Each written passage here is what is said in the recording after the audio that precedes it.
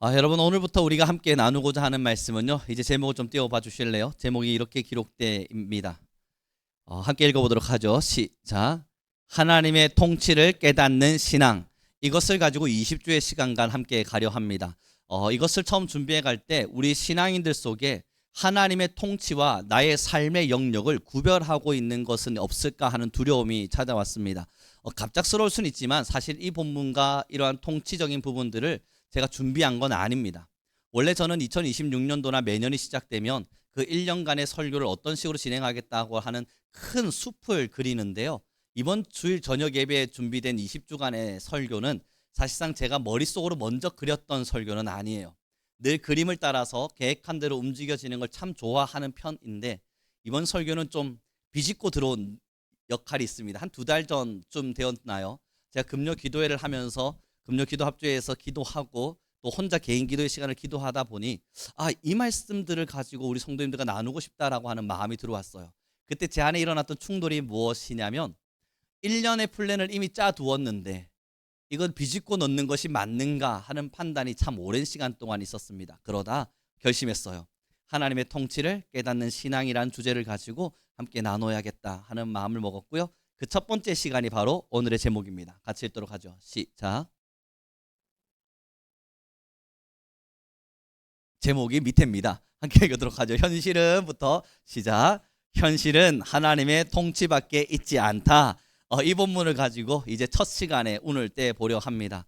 하나님의 통치를 깨닫는 신앙이라고 하는 것은 우리의 신앙의 영역을 좀 바운더리를 넓혀보고자 하는 교회의 열심이고 목사의 마음인 겁니다. 우리가 일반적으로 하나님께서 나를 통치하세요, 나를 지켜주세요, 나와 함께하세요 라고 말할 때는 그 바운더리가 생각보다 조각조각 나 있다는 걸 여러분 깨달으실 때가 있으실 거예요. 어떤 삶의 영역에서는 하나님의 통치가 있는 것만 같고 어떤 삶의 영역에서는 하나님의 통치가 없는 듯 느껴지고 때로는 어떤 삶의 영역에서는 하나님의 통치가 있는 것처럼 살기도 하고 어떤 삶의 영역에서는 하나님의 통치가 없는 사람인 것처럼 살기도 합니다. 우리 신앙인들 안에는 이런 이중적인 사고와 생각들이 존재해서 그 통치를 온전히 큰 그림으로 보면서 가는 게 많지 않아요. 그래서 20주간 이 시간들을 가져갔으면 좋겠고요.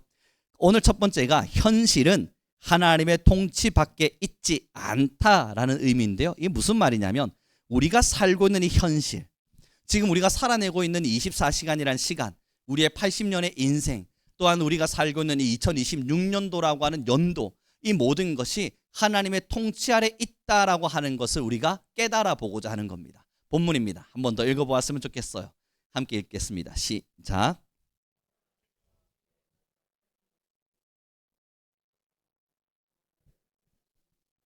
여러분, 이 본문에 두 가지가 정리되고 있는데 하나는 여호와께서 그의 보좌를 어디에 세우셨죠? 하늘에 세우셨습니다. 이건 무슨 이야기냐면 하나님의 왕권은 저 하늘 위에서 하나님께서 보좌에 앉으시고 계신다는 걸 설명해요. 근데 그 밑에 보니까 그 왕권을 가지고 하늘의 보좌를 세우신 그 왕권을 가지고 어디를 통치하세요? 만유라고 기록되어 있습니다. 하나님께서 하늘을 통치하시는 것이 아니라 하늘의 보좌를 세우시사 만유를 통치하시는데 여기서의 만유라고 하는 단어는 우리가 알고 있는 우주의 세상, 우리가 살고 있는 삶의 영역, 하나님의 나라라고 이야기되어지는 천국의 영역, 그 모든 것이 포함된 것이 바로 만유예요. 존재할 수 있는 존재가 있는 모든 영역 말입니다. 우리가 상상하고 상상할 수 있는 영역을 넘어 뭔가 돌멩이 하나라도 존재한다면, 때로는 공간이라고 하는 것이 존재라도 한다면 공간을 넘어 무공간의 형태라도 뭔가 존재라고 하는 이름을 붙일만 하다면 그 모든 것을 통치하신 이가 여호와 하나님이심을 이야기하는 거예요. 자, 여러분, 오늘 19절 제가 다시 한번 읽어볼게요. 여호와께서 그의 보좌를 하늘에 세우시고는 지금의 우리의 만유를 통치하고 계신답니다. 이게 뭘 말합니까? 크게 보지 말고 작게 보자고. 여러분, 한 사람 한 사람의 인생을 여전히 통치하고 계신다는 거예요. 그럼 여러분, 이 인생을 통치하신다는 이야기가 예배할 때, 기도할 때, 찬양할 때일까요? 그 또한 맞죠. 그러나 그것을 넘어 또 다른 여러분의 고뇌의 시간, 눈물의 시간, 불안의 시간, 나의 초조의 시간, 나의 고통과 걱정의 시간, 이 세상에 전쟁이 끊어지지 않는 시간, 여전히 기근으로 사람들이 말라 죽어가고 있는 시간, 사람들이 욕심 가득하게 온 세상을 악하게 만들어내고 있는 모든 시간, 그 모든 삶의 영역의 시간이 누구의 통치 아래 있다? 하나님의 통치 아래 있다고요. 그러면 저도 철학을 공부했으니까 여러분, 사람들이 질문하는 게 그거 아닙니까? 많은 자들이 맨날 묻는 게 그거예요. 이제는 이 질문 지긋지긋해요. 아니, 하나님이 통치하시는데 왜 이 세상에 이런 제약이 있습니까? 하나님이 통치하시는 건데 왜 이런 전쟁이 일어납니까? 하나님은 왜 이런 악한 자들을 빨리 데려가지 않으시고 히틀러 같은 자들을 가만히 내버려 두시사 많은 사람들이 죽음 가운데 머물도록 하십니까? 여러분, 이제 정말 이건 지긋지긋해요. 이젠 이런 질문을 들을 때마다 한 5만 번은 들은 것 같아서 또 이 질문이 나에게 왔는가 하며 솔직하게 말씀드려서 대답할 여력도 없어요. 이유는 귀찮아집니다. 그러나 사랑하는 귀한 성도 여러분, 이러한 이야기가 전달될 때 우리는 질문하게 돼요. 그럼 이 세상에 왜 이런 눈물이 있습니까? 여러분, 통치라고 하는 단어가요, 우리의 모든 하나님의 통치가 일어나고 있다는 단어가 이 땅이 천국이 되었다라고 하는 의미와는 전혀 다른 이야기예요. 다시 생각해 보세요. 통치가 일어나고 있다는 것은 균형을 맞추고 있다는 이야기. 다시 보면 통치가 일어나고 있다는 이야기는 쉽게 보면 하나님께서 모든 것의 균형과 질서를 운행하고 계신다는 걸 말해요. 통치라는 건 내가 정한 법, 그리고 지금 만들어져 있는 법, 그리고 만들어져 있는 규칙이 무질서하지 않도록 정확하게 지켜져 가고 있다는 걸 말해요. 이게 통치인 겁니다. 그런데 만약에 이러한 질서가 깨어진 채 통치가 일어나면 여러분, 법이 훼손되는 거예요. 뭐 쉽게 보자고요. 법이 훼손되면 우리나라, 갑자기 이렇게 가면 안 되죠. 미국 대통령이 예를 드는 겁니다. 진짜 예를 드는 거예요. 갑자기 이거 예를 들면 안 되는데 큰일 났네. 갑자기 불안이 찾아왔어요. 2000년 전 어떠한 왕이 있었다고 칩시다. 이 왕이 짐이 곧 법이다 라고 외쳤어요. 이 짐이 곧 법이다 라고 외쳤는데, 그러다가 자기가 큰 잘못을 저질렀어요. 자기가 만든 법을, 자기가 직접 이 법을 지가 직접 만들어 놓고는 그 왕이 스스로 그 법을 훼손했어요. 그럼 여러분, 법은 법으로서의 힘을 발휘하기 때문에 그 왕권에 있는 사람이라 할지라도, 아니 그 법을 만든 자라 할지라도 그것을 훼손했다는 이유로 많은 신하들로부터 이야기를 듣게 됩니다. 왕이여, 공평해야 되지 않습니까? 당신이 만든 법이 아닙니까? 이 법은 지켜져야 되는 것이 마땅하지 않겠습니까? 라며 항소문을 올릴 수 있어요. 사람들은 부재하고 사람들은 부조리하기 때문에 그렇게 말하는 충신들의 목을 베어다가 자신들의 법을 바꾸어 버렸죠. 그런데 우리 하나님은 그런 분이 아니시기에 자신이 만든 법을 지켜가셔야 합니다. 그 법이 뭐냐고요? 이 세상 안에서의 죄악입니다. 결국 사람들이 하나님을 떠나 공허와 허무로 살아내고 있을 때 고통과 아픔이, 눈물과 죽음이, 이 삶 자체가 지옥처럼 느껴지는 고통을 에덴 동산에서 아담과 하와가 나올 때 하나님은 미리 말씀하셨습니다. 그리고 그것은 우리의 삶 속에 지속되어져 가요. 그럼 여러분, 그렇게만 보고 나면 너무 야속하게 느껴지죠. 하나님의 통치를 정말로 믿는 사람들은요, 그러한 시간들을 살아낼 때 저는 우리 성도님들에게 질문합시다. 걱정이 찾아오고 불안이 찾아왔어요. 그럼 어떡하십니까? 기도하세요? 기도하심으로써 무엇을 얻으시죠? 불안이 없어지기를 바라세요? 아니면 걱정거리가 지워지는 것을 요청하세요? 우리가 하나님 앞에서 걱정과 불안이 찾아왔을 땐 하나님께 기도함으로써 무엇을 보냐면 이 걱정을 통해 나를 빚어가시는 하나님의 솜씨를 봅니다. 이 걱정이라고 하는 단어를 통해, 때로는 불안이라고 하는 요소를 통해 나같이 미흡한 자들을 여전히 아름답게 빚어가시는 하나님을 보는 거예요. 여러분, 이걸 어떻게 예를 들까 생각하는데요, 가능하시면 에어컨 좀 틀어주실래요? 여기 앞에 분들도 더워 보이시는데 저만 더운 거 아니죠? 에어컨 좀 틀어주시면. 제가 여러분 이렇게 말하면 그런데 저희 학교 들어갈 때마다 그 강의실 에어컨 문 뚝 누르면서 하는 이야기가 그거예요. 야, 이렇게 더워도 아직 에어컨이 안 틀어졌다. 이건 내가 할 수 있는 영역이 아니다. 학생들아, 항의해라. 일어나라. 빨리 뭔가를 해서 에어컨 틀어달라. 항소문을 올려라. 라고 이야기를 하거든요. 우리 교회는 제가 해야 될 영역이 있습니다. 틀어주시면 고맙겠어요. 여러분 보세요. 하나님께서 지금 우리에게 주신 이 아름다움은요, 우리가 기도할 때에 이 죄 많은 세상과 탐욕 가득한 세상 가운데 하나님, 나는 이 세상 안에서 여전히 어렵습니다, 아픕니다. 그러나 하나님의 통치가 있다면 주여 나를 빚어가십시오. 이런 기도가 나와요. 이게 무슨 이야기냐고요. 어떤 사람들은 걱정 앞에 무너지고요, 불안 앞에서 자신의 인생을 갉아먹습니다. 그러나 우리는 불안과 걱정이 찾아오면 하나님 앞에 서서 말합니다. 여호와 하나님께서 오늘도 나를 아름답게 빚어가시겠구나. 이 빚어감의 시간을 통해 나는 완성된 자로서 주님 앞에 설 수 있겠구나. 여러분, 예전에 제가 아이들을 키울 때 말씀드렸잖아요. 저는 그 인생의 시간이 너무나 허랑방탕하다고 느꼈다고. 친구들도 주변의 사람들도 전부 다 저한테 하는 이야기가, 너는 잘못된 선택을 한 거야, 왜 이런 선택을 하는 거야, 왜 이런 고통 앞에 서 있는 거야 할 때에 저는 하나님 앞에서의 의미가 아니었고요, 저의 객기였습니다. 솔직하게 말해서요. 저 스스로의 객기로 그래도 발을 내딛었는데, 송우룡이라고 하는 이름이 있는데 나 도망치듯이 나가버리면 제 스스로가 너무 부끄러워서 객기를 부렸습니다.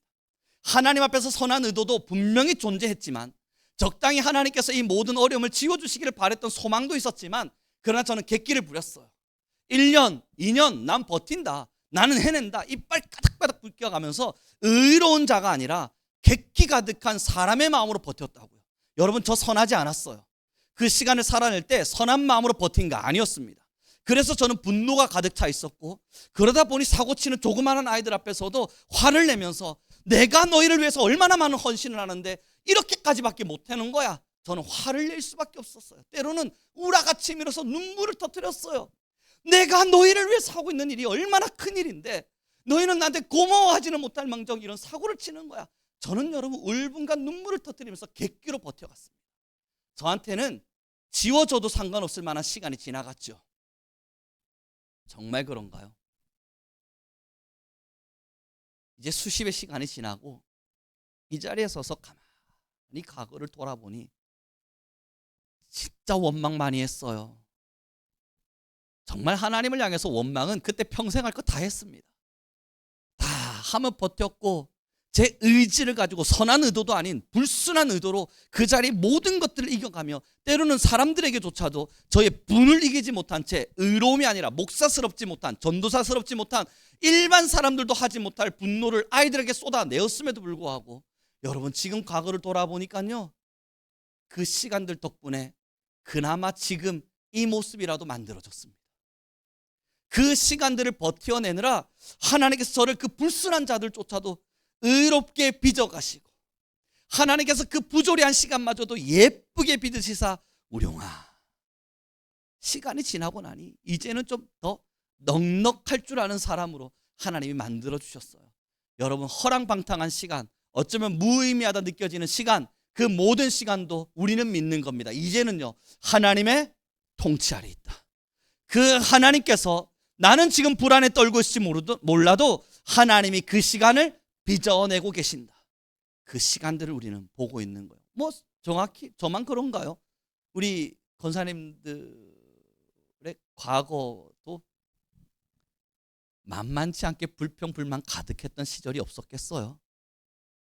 아니, 우리 청년들의 세대들은 안 그렇습니까? 하나님 왜 그러세요?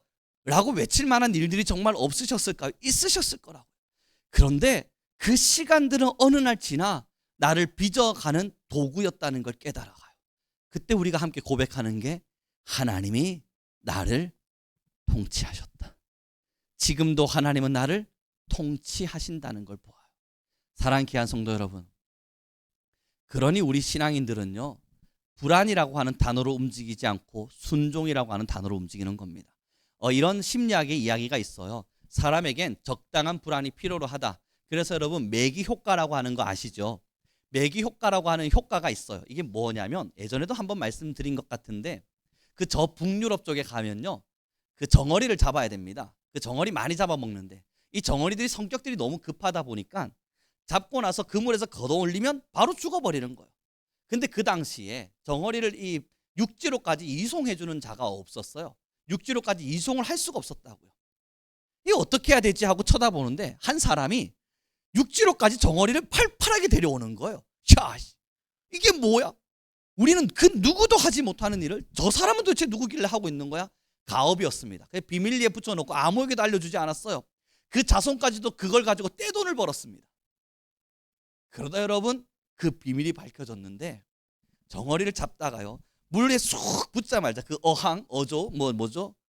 갑자기 생각이 안 나네요. 수족 안에 수조에다가 막 부어놓고는 그 안에 누구를 대기시켜 놓게요? 메기 한 마리를 그 물 밑에 씩 깔아놓는 거예요. 그럼 정어리가 들어가자마자 누구를 봐요? 아이씨, 날 죽이려고 하는 메기 한 마리가 있는 거예요. 날 잡아먹는. 그렇게 막 움직이다 보니까 정어리가 팔팔하게 살아가지고 육지까지 오는 거예요. 메기 한 마리. 이게 바로 메기 효과입니다. 이 메기 효과라고 하는 게 심리학에서 어떻게 작용되냐면 인생에는 적당한 불안이 필요하다. 사람이 불안을 지우는 순간 죽을 수밖에 없다. 그러나 적당한 불안을 집어넣음으로써 내가 살아갈 의지를 갖게 되고 나는 살아낼 수밖에 없게 된다. 그래서 여러분 지금 운동하고 계신 분들 불안하니까 운동하시는 거 아니에요. 그 불안이 나를 운동하게 만든단 말이에요. 이게 맥이에요. 그 불안이 나를 기도하게 만든다고요. 내 자녀들을 쳐다보며 불안해, 기도해야지. 그 불안이라고 하는 단어가 우리를 열심히 살게끔 만듭니다. 이건 신앙이 아닌 이 세상의 가치가 아니에요. 우리는 불안으로 움직이는 신앙인들이 아닙니다. 우리는 순종으로 움직이는 신앙인이에요. 여러분 불안으로 움직이면요 어떤 결론을 만드는지 아세요? 내가 하고 있다는 걸 증명하려 합니다. 불안으로 움직여지면 불안하니까 멈출 수 없잖아요. 이 사람들의 가치에는 이런 게 포함될 겁니다. 내가 멈추면 파괴가 일어날 거야. 내가 멈추면 모든 것이 멈추어질 거야. 내가 멈추면 모든 것이 멈추어진 채 아무 일도 일어나지 않을 거야. 내가 멈추면 사회가 아니면 우리 가정이 아니면 나의 집이 나의 건강이 모든 것이 붕괴되기 시작할 거야. 내가 움직이지 않는 순간 모든 것이 무너질 것이라는 불안감. 그래서 그들은 움직입니다. 그러나 하나님의 통치를 믿는 진짜 신앙인은요 내가 움직이기 때문에 유지되고 있는 것이 아니라 하나님이 유지시키시기 위해서 나에게 순종을 요청하신다는 걸 믿어요. 하나님께서 이 세상을 통치하고 나의 가정을 통치하시며 모든 것을 이끌어 가세요. 그리고 이것을 유지하기 위해서 나라고 하는 사람을 쓰고 계신다는 걸 믿어요. 그러나 한 가지 명확히 압니다. 내가 아니어도 돼요. 우리 성민교회 여러분 송은영 목사 아니어도 잘 돌아가요. 우리 성민교회는 누군가 없어도 괜찮아요. 이유는 하나님이 통치하시기 때문이에요. 모든 공간을 말이에요. 우리 가정 내가 없으면 끝나나요? 아니요. 우리의 가정이 믿음의 가정이라면 하나님의 통치 안에 머물 겁니다. 하나님이 모든 것을 지키실 거예요. 그러나 그걸 지키시기 위해서 감사하게도 너무너무 고맙게도 저라고 하는 사람을 여러분이라고 하는 사람들을 사용하고 계신 거예요. 그러니 우리는 감사로 순종하며 걸어가게 됩니다. 사랑하는 귀한 성도 여러분, 지금도 여러분들의 삶 속에 일어나는 하나님의 통치를 믿으세요? 정말로 지금도 여러분들의 인생의 모든 걸음걸음과 때로는 여러분들의 불안과 걱정마저도 때로는 여러분의 질병과 아픔과 고통마저도 하나님의 통치 안에 머물고 있음을 확신하십니까? 할렐루야. 그렇다면 걱정 앞에 울 일은 없네요. 그렇다면 내 안에 찾아온 불안 때문에 초조해야 할 이유도 없겠네요. 우리는 하나님의 통치 아래 머물 테니까 할 수 있는 건 하나입니다.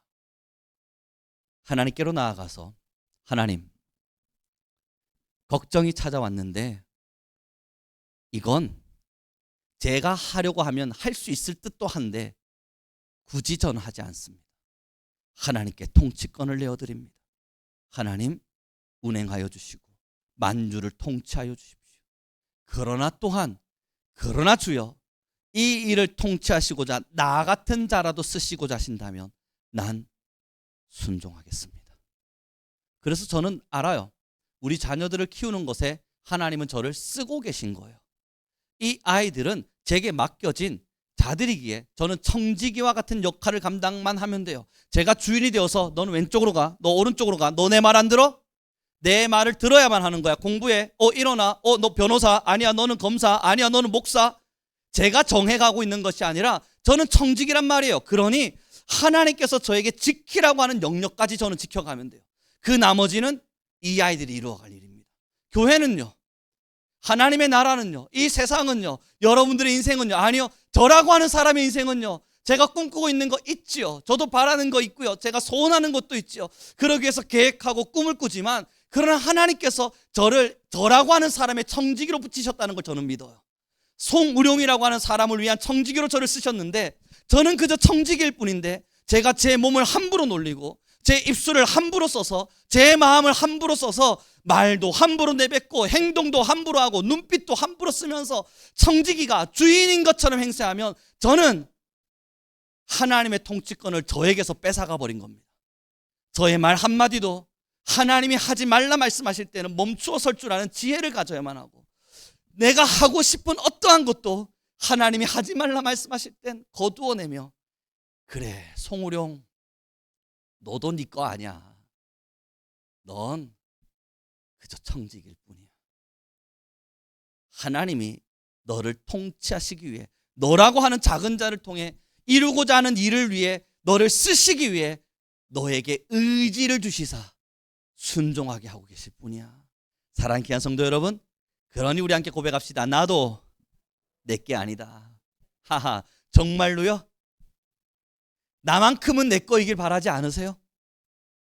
그러니 나만큼은 내 뜻대로 좀 하기를 여러분 바라지 않으세요? 맞아요. 내 자녀도 청지기 합시다. 그리고 내 가정도 청지기를 할 텐데, 나만큼은 내 뜻대로 가기를 여러분 바라지 않으십니까? 나만큼은. 그러나 꼭 기억해 주십시오.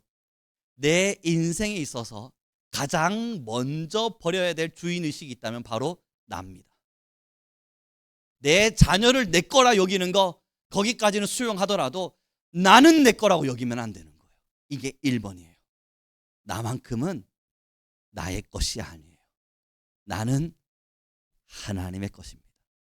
그래서 여러분, 통치가 여기서부터 시작될 때, 그럼 하나님, 나라는 사람이 하나님을 위해서 무엇을 할 수 있을까요? 어떤 것을 해야만 할까요? 나는 어떤 행동과 어떤 제스처와 때로는 어떤 표정과 어떤 표현과 어떤 마음가짐으로 살아가야만 할까요? 라고 하는 하나님을 향한 질문이 일어나고, 우리는 이것을 기도라고 말합니다. 기도란 하나님께서 나에게 원하시는 바를 부족한 종이 듣는 작업입니다. 물론 종된 자된 우리가 하나님 앞에 때로는 하나님 싹도 주셔야 합니다. 하나님, 내가 열심히 하나님의 나라를 위해서 일하고 있을 때 수고에 대한 칭찬도 주셔야 됩니다 하는 나의 것을 요청하는 바도 기도로 이루어집니다. 그럼에도 기도의 제1은 하나님이 나에게 무엇을 말씀하시는가를 듣는 겁니다. 이것이 우리의 기도여야만 해요. 그래서 누군가를 향한 저주의 기도, 때로는 내 마음에 들지 않아서 누군가를 향해 쏟아내는 기도, 그러한 것이 우리의 기도가 되는 것이 아니라, 하나님이 나에게 무엇을 말씀하시는가, 그러기 위해서는 내가 내 것이 아님을 먼저 인정할 수 있어야 돼요. 그래서 하나님께 나아가서, 하나님, 내가 주를 위해 어떻게 살아야 합니까? 그 질문에 답을 구하고 우리는 기도를 통해 하나님의 음성을 듣습니다. 그리고는 함께 고백합시다. 순종하는 겁니다. 그래서 여러분, 이렇게 질문해 보죠. 여러분, 신앙을 왜 하세요? 혹시 지옥 갈까 봐 불안해서 하세요? 나 지옥 가면 안 되는데 큰일 났다. 여러분, 저 이단들도 지옥 안 가려고 불안이 떨면서 신앙하고 있어요. 신천지나 아니면 이단들이요, 제일 잘하는 게 뭔 줄 아십니까? 공포심 유발이에요. 공포심을 준다고요. 너 그렇게 하면 지옥 가. 너 계속 그렇게 하면 진짜 지옥 가. 야, 너 계속 그렇게 하다간 하나님의 엄벌이 너에게 엄할 거야. 여러분, 이단들이 제일 좋아하는 방법이 이런 공포심 유발입니다. 가끔씩 우리도 쓸 수 있는 방법이기도 한데, 자녀를 양육하다 보면, 그러나 그것은 아니라고요.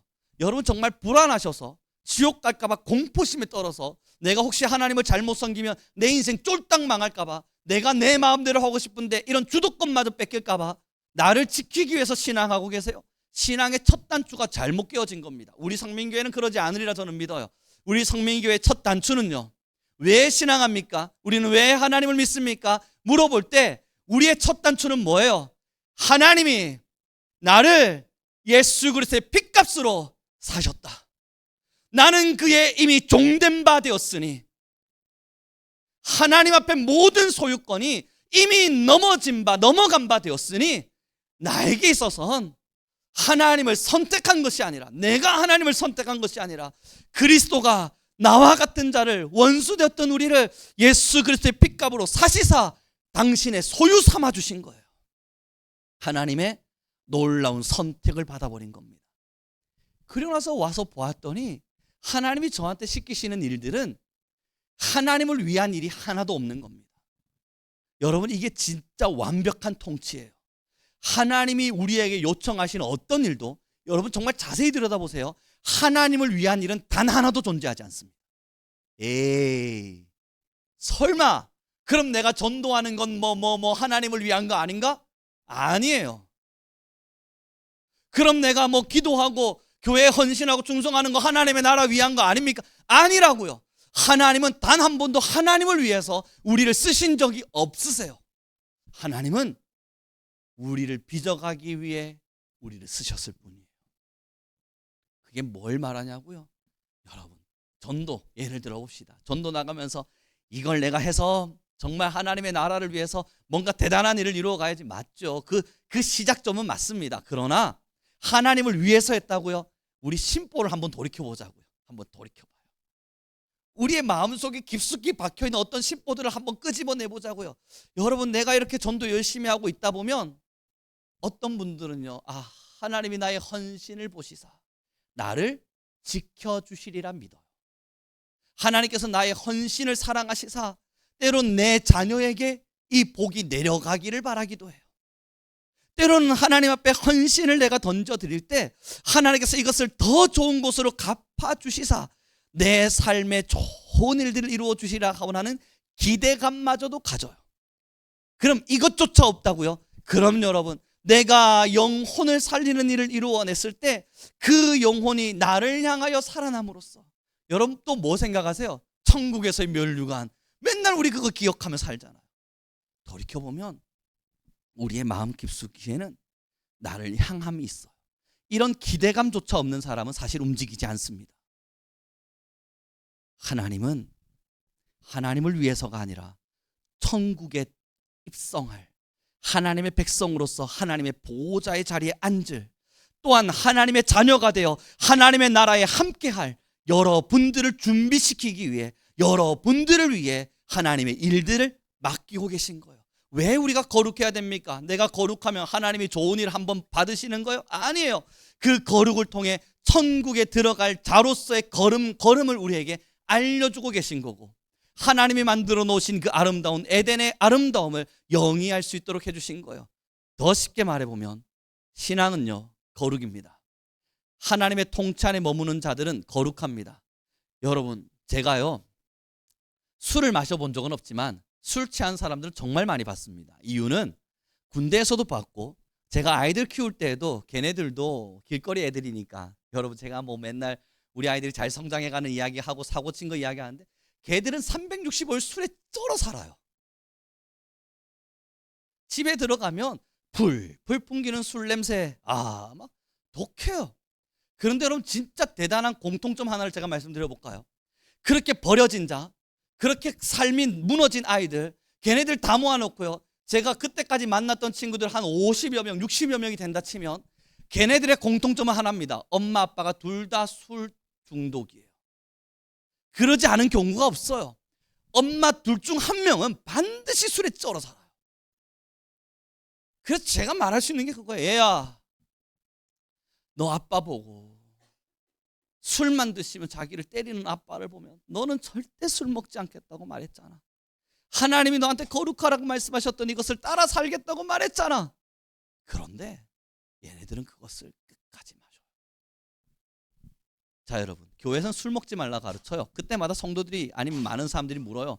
아니, 성경에는 술 마시지 말란 말은 없는데 왜 굳이? 그때마다 우리는 할 수 있는 이야기가 있는 거예요.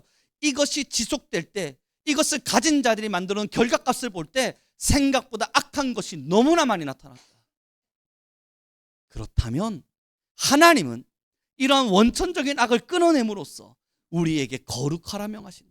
그때 여러분, 맞죠? 화낼 수 있습니다. 나는 그러기 싫습니다. 이야기할 수 있지만, 그렇게 함으로써 자녀에게 여러분, 술 취해서 정신이 해롱거리는 부모의 모습을 우리는 보여주지 않아요. 제가 예수를 믿고 우리 자녀들에게 떳떳한 부모는 아닐지 몰라도 그래도 무슨 생각을 하는 줄 아십니까?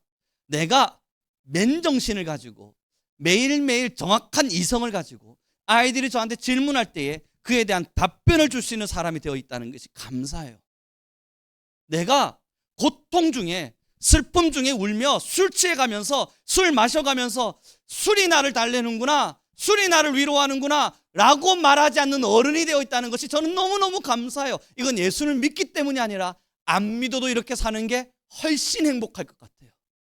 사랑하는 귀한 성도 여러분, 하나님의 말씀을 자세히 들여다보세요.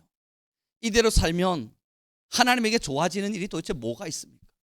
선하라, 거룩하라, 공평하라, 형제를 사랑하라, 너의 이웃에게 너의 것을 나누어 주라. 하나님한테 어떤 것에 이익이 나타날 수 있습니까? 아무것도 없는데, 그럼에도 하나님께서 우리에게 이런 것을 요청하시는 이유는 함께 고백하겠습니다. 다 나를 위해서다. 왜냐고요? 우리는 청직이거든요. 하나님의 핏값으로 산 하나님의 소유이거든요. 하나님의 소유가 된 우리가 세상의 죄 가운데 무너져서 하나님을 다시 등지기를 하나님은 원치 않으시거든요. 사랑하는 귀한 성도 여러분, 이제 하나님의 통치에 대한 설교를 20주간 진행해 갈 때 저는 기도하며 준비해 갔습니다. 여러분들의 마음이 하나님의 통치가 어느 영역에는 있는 것 같으나 없는 듯 느껴지는 이러한 부분이 없기를 바라봅니다. 그래서 온갖 모든 것을 생각할 때 다 하나님의 통치 아래 있음을 감사할 수 있는 여러분들이 되길 바라요. 직장에서든 가정에서든 혹은 대인관계 속에서든, 때로는 나의 고통의 눈물의 시간 속에서든, 때로는 하나님의 임재가 느껴지지 않은 부재와 같은 때로는 영적인 침체 속에 있든 어디서든 하나님의 통치가 여러분들 속에 있다는 걸 반드시 믿기를 바랍니다. 왜냐하면 나는 내게 아니니까. 하나님은 반드시 나를 통치하실 테니까. 그래서 부탁드립니다. 불안 때문에 신앙하지는 마세요. 그리고 불안으로 인해서 열심히 살아가지는 마세요. 불안으로 열심히 살면 인생에 남는 것은 허무와 공허뿐입니다. 불안으로 우리가 최선을 다하다 보면 인생에 남는 것은 알 수 없는 우리의 마음속에 찾아오는 잡다한 나를 향한 자책뿐입니다. 그러나 예수님을 믿어보신 여러분들, 우리는 모두 답할 수 있죠. 과거에는 불안을 향해 살았지만 지금은 불안 때문에 열심히 살지 않습니다. 지금은 하나님이 내게 주신 말씀에 순종하느라 열심히 살고 있어요. 그러면 예전과 같은 공허가 찾아오나요? 모르겠습니다. 때로는 공허와 허무가 물쑥물쑥 저의 마음에 찾아올 때 있지만, 그러나 저는 확신해요. 불안으로 살 때와 순종으로 살 때 결과값이 너무 다릅니다. 하늘의 평안이란 이런 것을 말하는구나 하는 확신을 가질 수 있게 돼요. 저는 우리 귀한 성도님들 모두가 서로를 그렇게 기도하고 축복해 주는 사람들이 되었으면 좋겠네요. 우리 옆 사람에게 이렇게 축복합시다. 당신은 순종의 신앙을 걸어갑시다. 그래요, 여러분. 그러니 웃으세요. 못 웃을 일 없잖아요. 우리 학교 애들이 맨날 저한테 그래요. 그 목사님, 웃을 일이 없는데 왜 맨날 웃으라 그럽니까?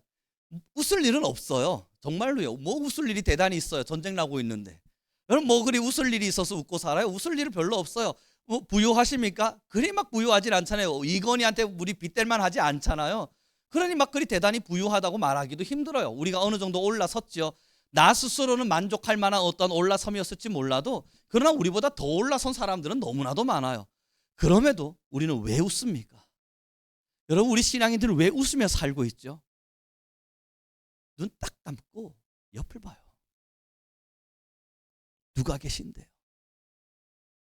우리 하나님이 내 옆에 계시거든요. 우리 하나님이 내 옆에 계세요. 그런데 그 하나님이 누군가 봤더니 오늘 성경 103편에 뭐라 기록됩니까? 그 보좌를 하늘 위에 두신 분이 어디에 계셔요? 그 보좌 버리고 내 옆에 오셨네요. 오늘 우리 주일학교 애들한테도 이야기했어요. 얘들아, 오늘 찬양에 기록된 것처럼 너희랑 가장 가까이에 누가 계신다고? 예수님. 예수님이 너희의 가장 가까이에. 그래서 제가 물었어요. 가장 가까이라고 하는 때 이 가장이라고 하는 단어가 뭐야? 라고 물었을 때 하나이가 그랬어요. 제일. 맞잖아요. 제일이래요. 가장이란 단어는 누구보다도 제일 가까이에 내 옆에 계신다고요. 여러분, 내가 의지하고 싶은 많은 사람들 있죠. 부부, 아니면 부모, 아니면 자녀, 아니면 형제, 넘어 직장 동료, 나아가 나에게 도움이 될 만한 수많은 사람들, 그 많은 사람들에게 우리의 의지의 마음을 드리지만 그러나 우리가 웃을 수 있는 이유는 그들 때문이 아니라 내 옆에 있는 예수님 때문입니다. 그러니 웃는 거예요. 저 많은 사회의 영역들은 나를 불안하게 만들지만 하늘의 보좌를 두신 예수님이 내 옆에 계시네. 할렐루야. 그러면서 걷는 거고요. 여러분 아침에 눈 뜨면 산더미처럼 쌓여있는 업무의 양을 보면서 한숨 후 내쉬며 와, 이거 또 언제 다 끝내야 돼? 하며 여러분 마음속에 나태와 게으름, 때로는 불평이 찾아오기도 하죠. 그러나 나 안 할 거예요. 나 진짜 이런 걸 왜 시키는 거야? 불평의 말 한마디를 빵 내뱉으려 그러다가도 누가 내 옆에 계세요? 예수님 내 옆에 계시니까 불만서린 말 한마디에 예수님 옆에서 그런 말 할 수가 없잖아요. 그래서 입을 가두고 감사합니다. 하나님 오늘도 업무량이 막 산더미네요. 할렐루야. 이야기할 수 있는 거예요. 사랑하는 귀한 성도 여러분, 건강이 좀 무너지셨어요? 그래서 불안이 찾아오세요? 내가 혹 건강을 잃어버린 채 노후를 맞이하지 않을까 염려가 찾아오세요? 하나님이 여러분을 통치하신다. 그 통치는 하나님께서 어떤 실수도 하지 않으시고 가장 아름다운 모습으로 여러분을 빚어가시겠다는 약속이에요. 그 통치라고 하는 단어는 하나님께서 어떠한 부족도 일어나지 않도록 여러분들을 완벽하고 완전하게 인도해 가시겠다는 하나님의 철저한 약속이에요. 여러분 말씀드렸잖아요. 하나님은 하나님이 세우신 법을 어겨서는 안 돼요. 하나님이 세우신 법을 파괴하는 순간 우리는 어떤 약속도 믿을 수 없어요. 날 사랑하겠다는 약속, 그거 수틀리면 하나님도 방향 트실 수 있잖아요. 하나님이 왜 지금도 여전히 이 죄 가운데 있는 세상을 묵도하시고 그대로 내버려 두시냐면 하나님의 처음에 약속이 있었기 때문이에요. 그 약속을 지키셔야만, 신실한 하나님은 약속을 끝까지 지키시는 하나님, 수가 틀리더라도 자기 마음에 들지 않을지라도 그 약속을 지켜내시는 하나님을 우리가 믿을 수 있는 거예요. 그러니 내 안에 고통과 어려움이 찾아와도 하나님은 내가 아무리 못난 모습으로 하나님께 넘어져도 나를 버리지 않겠다는 약속을 지키실 분임을 믿어가는 겁니다. 여러분들의 삶의 걱정, 염려, 인생에 많이 찾아오는 불안, 때로는 여러분들의 미래에 대한 불확실성, 수많은 것들이 우리에 대한 두려움으로 찾아옵니다. 그러나 우리가 선포할 수 있는 가장 뜨거운 선포는 하나님이 나를 통치하신다. 이제 말씀을 정리해 갔으면 좋겠습니다. 그래서 여러분, 저는 요즘 잘합니다. 제가 잘하는 걸 여러분들에게 알려드리고 싶습니다. 집에 가시거든 문 열고 들어가시면서 하나님의 통치가 이곳에 있을지어다. 하나님의 통치가 이곳에 있을지어다. 하나님이 모든 것들을 이루어 가실지어다. 내 것은 아무것도 소유할 수 없고 하나님이 모든 것을 이루어 가시리라. 선포하는 거예요. 여러분 문 딱 열고 나오시면 그 다음 뭐 하시겠어요? 하우 햇살이 예쁘네. 아니에요 여러분. 사탄아 물러가라. 하나님께서 나의 모든 인생을 통치하시리라. 선포하는 거예요. 여러분이 금곡동 돌면서 제가 뭐 하는 줄 알아요? 걸어가면서 하나님께서 이 지역을 통치하시리라. 하나님께서 이 나라를 통치하시리라. 하나님께서 우리 성민교회를 통치하시리라. 여러분 성민교회의 어떠한 현상과 모습, 우리 교회의 현상들을 보면 여러분 불안할 만한 요소가 왜 없겠습니까? 있죠. 그럼에도 불구하고 넉넉하고 당당할 수 있으면 하나님이 통치하시리라. 하나님의 것은 하나님이 이루어 가시리라. 기도하고요.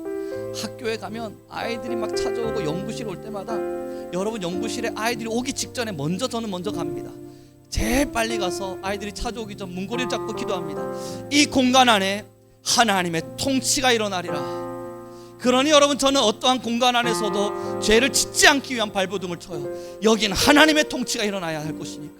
가정 안에서도 웬만하면 모든 것을 수용하고 함께 화목하려고 노력해요. 여기는 하나님의 통치가 일어나야 될 것이니까 그 하나님의 통치를 선포했음에도 불구하고 못난 내 입술 하나 때문에, 못난 내 마음가짐 하나 때문에 불화가 찾아오면 내가 하나님을 거스른 잘못되고도 패역한 존재가 나일 수밖에 없으니까 하나님, 나는 그런 삶을 살기를 원치 않습니다. 나는 하나님 앞에 패역한 자로 살고 싶지가 않습니다. 나는 하나님 앞에 범죄하는 자로 살아가고자 하는 욕망과 마음이 없습니다. 하나님, 제발 내 입술을 지키시사 내가 하나님의 통치 앞에 있음을 잊지 않게 하여 주십시오. 기도합니다. 그러나 불쑥불쑥 올라와요. 이놈의 자아가 얼마나 강한지 끊임없이 치고 올라와요. 그때마다 선포하는 겁니다. 하나님의 통치가 임할지어다. 하나님이 모든 것을 통치하시리라. 하늘 위에 보좌를 두신 여호와 하나님께서 만유를 통치하시듯 나의 일생과 인생을 통치하시며 나의 가정과 나의 직장을 통치하시리라. 나는 하나님의 통치 안에 머물고 있는 하나님의 종이니 하나님의 뜻을 따라 쓰임받을지어다. 자, 여러분, 이제는 입을 열고 여러분 곳곳을 걸어 다니시면서 마음껏 선포하십시오. 뭐 선포한다고 돈 드는 거 아니잖아요. 여러분 그거 한다고 뭐 토큰 달라고 아무도 하지 않아요. 그러니 여러분 통치를 선포하세요. 여러분의 공간마다 하나님의 통치를 선포하세요. 우리 함께 연습해 볼까요? 이렇게 고백합시다. 이곳에 하나님의 통치가 임할지어다. 그리고 이렇게 말해보는 거예요. 죄 많은 나의 마음에 하나님의 통치가 임할지어다. 여러분 이거 돈 들어가는 건 아닌데 어떤 가치를 주고도 살 수 없는 위대한 능력이 발휘될 겁니다. 무료인데 여러분들이 억만금을 들여도 사지 못할 하나님의 권능이 여러분들의 손에 잡힐 겁니다.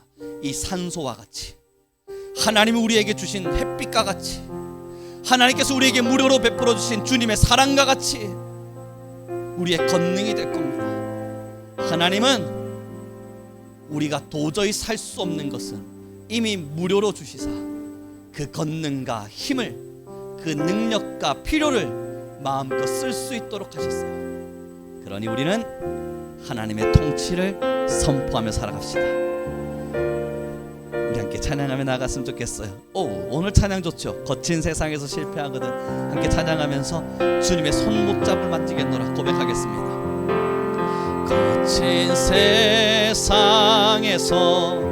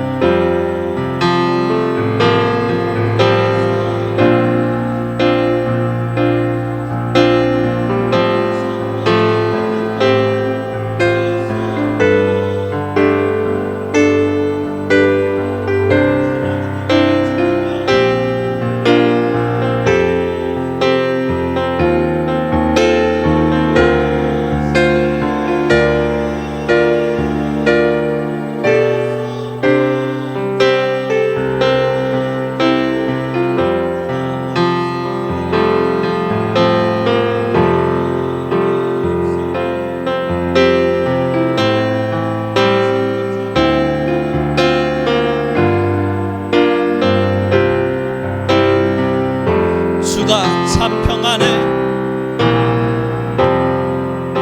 내게 주시리라. 그 손 못자국을 만져라. 우리 한번 고백합시다. 4절입니다. 너의 죄악의 짐이 무거울 때에 너의 죄악의 짐 무거울 때에 그 손 못자국 만져라.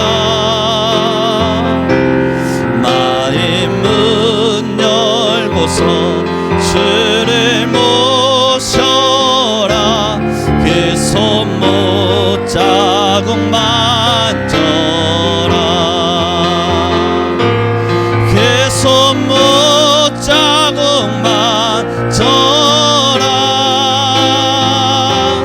그 손 못자국 만져라.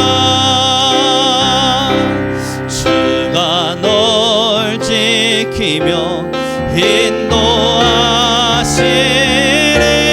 인도하시네.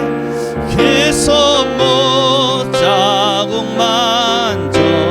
네가 부활의 주님을 따라가려면 네가 부활의 주 그 손 못자국을 만져라.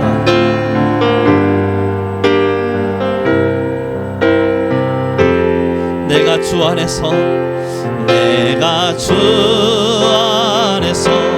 길이 살리라 그 손 못자국 만져. 하나님의 통치가 그 손 못자국 만져라. 그 손 못자국 만져라. 주가 널 지키며 인도하시리. 그 손 못자국 만져. 이 시간 우리 간절한 마음으로 기도합시다. 나 자신을 위해 기도할 때 하나님, 내가 하나님의 통치를 인정하게 하시되 내가 나의 주인인 양 하나님 나의 자존심을 내세우며 살지 않게 하여 주소서. 내가 나의 정직임을 기억하게 하시사 하나님의 거룩함을 닮아 살게 하시고, 하나님 나는 내 인생에 하나님의 통치가 있음을 선포하며 살아가는 귀한 교회가 되게 하여 주소서. 우리 주여 한번 부르시고 간절히 기도하며 나아갑니다.